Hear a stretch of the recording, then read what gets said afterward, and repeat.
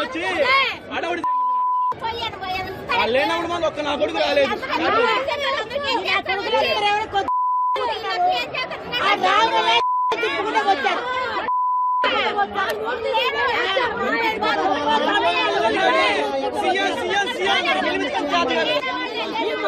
లేవా జగన్ కాలం ఎంత తిన్నారో తెలీదా, ఎంతమంది ఎల్లి పోగేస్తున్నారో తెలీదా?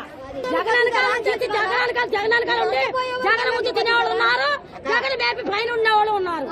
ఎవడు పెట్టాడు? ఎవడో పెట్టాడా? ఇప్పుడు జగన్ వస్తే జగన్ కాలు వచ్చేసారు. వీళ్ళందరూ లేక అడుగుతున్నారు.